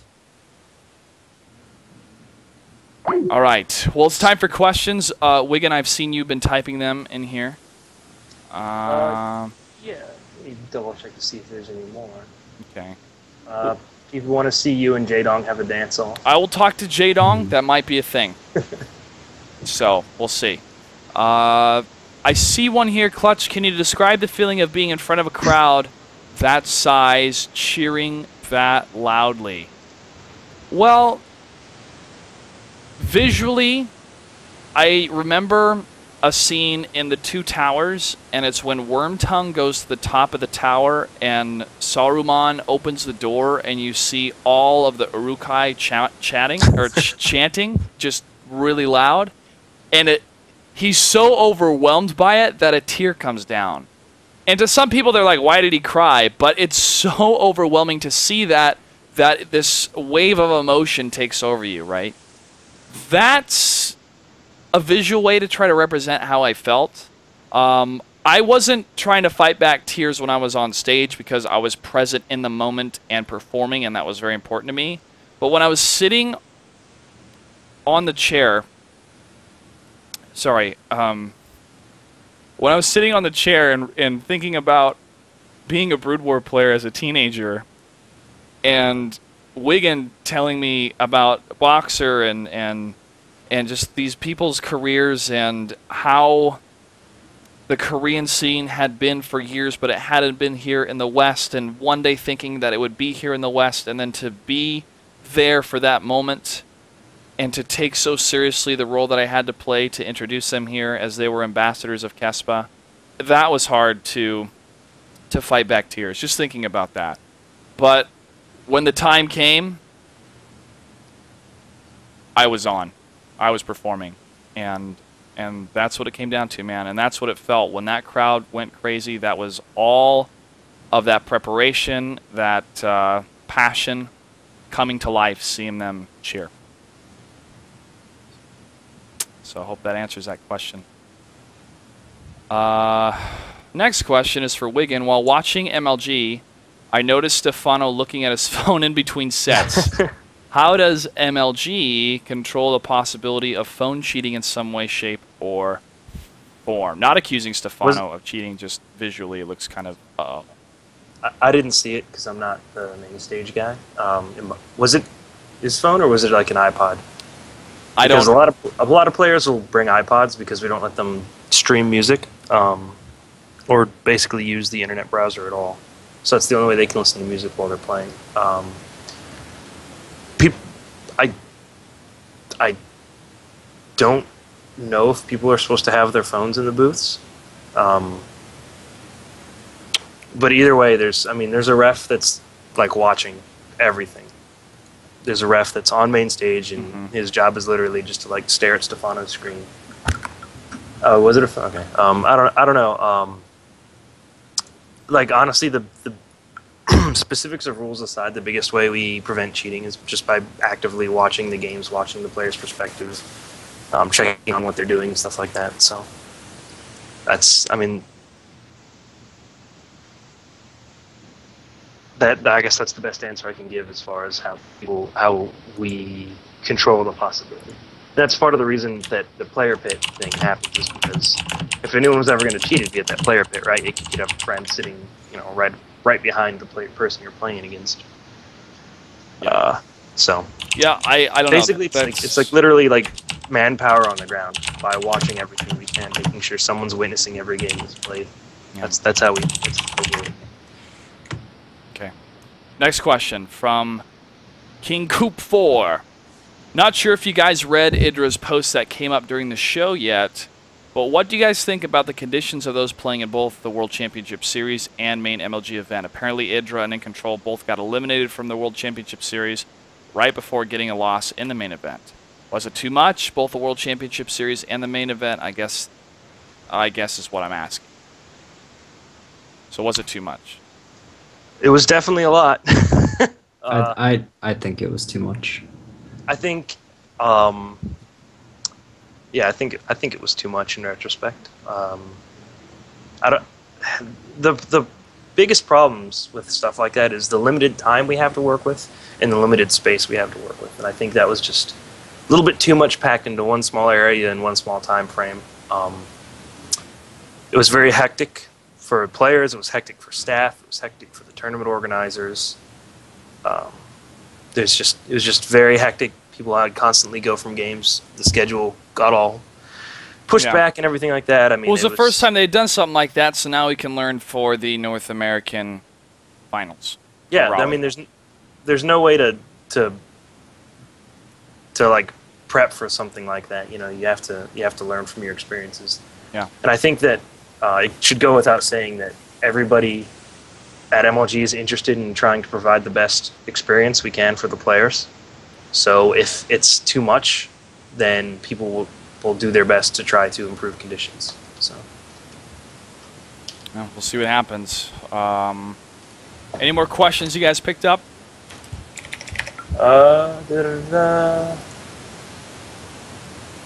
People wondering about possibilities of MLGs in Canada.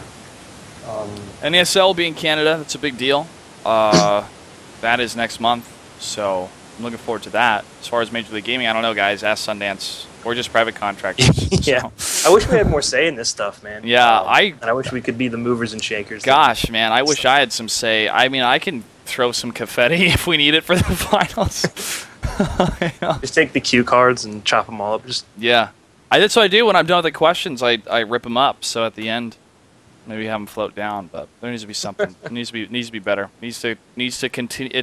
It's like the entire finals builds this train of momentum, and then when he wins, it stops, and that momentum should carry into the celebration of the finals, and the person announcing should be really hyped and congratulating him and interviewing him, and the player will be really hyped, and the crowd will be really hyped, and like, that we had an amazing event, guys. We will see you at the next one at the spring arena or the summer arena in July. This has been the Major League Gaming Spring Championship.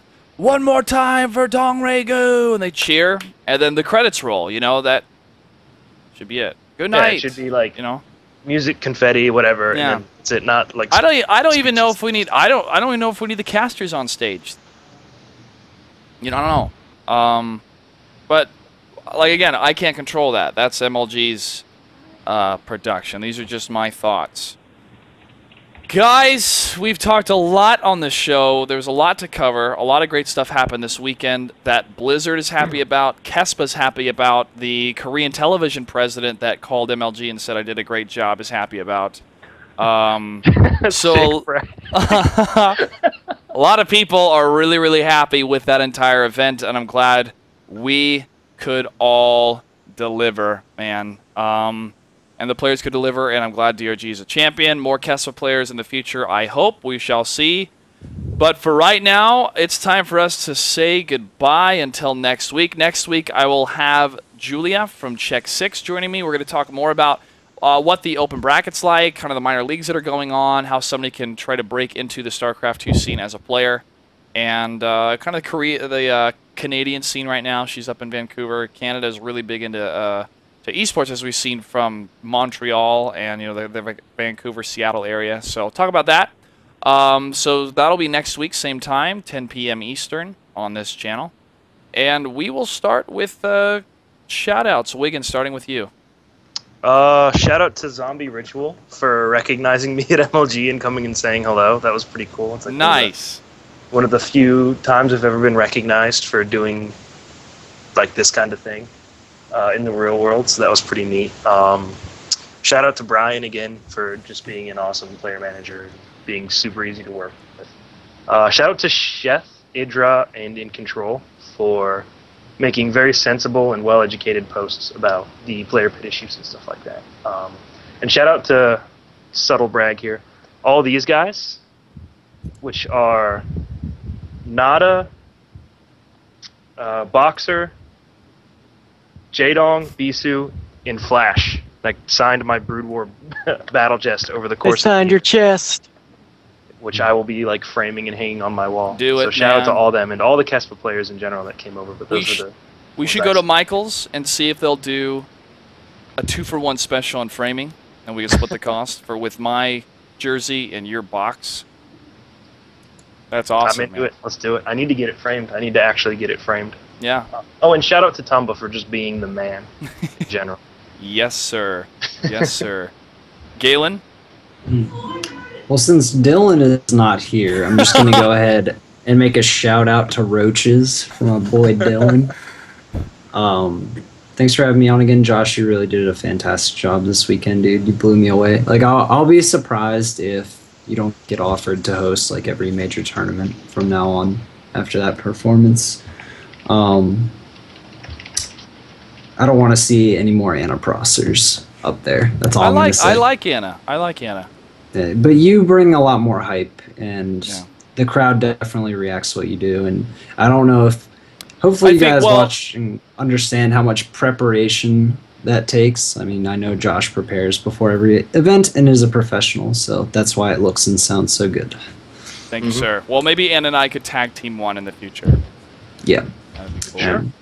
Yeah. I'm not trying to make you call out Anna Prosser. I'm doing it. So. I'm just saying, I think what we're all trying to say is that you should be involved in more tournaments. Yeah. And that's for damn sure. You do a great job. I think that hopefully this ends up being like a breakout event for you, because I think you did a very good job. And then if you guys watching want to follow me on Twitter at MLG_Omerta is my Twitter. I'm going to try start streaming some more. I stream a lot of League of Legends and get really mad. So if you like to watch people nerd rage at video games, definitely tune in for some of that. Although Wigan and myself will be playing a lot more StarCraft as well. So stream that too. And thanks for watching. All right. Tiberius? Second shout out to Matt Higby again. Shout out to Stonewall 008. He's the guy that does all those jungle videos on YouTube, teaching League of Legends players how to jungle with new champions or old champions. He was at MLG Anaheim, and he was really cool to hang out with.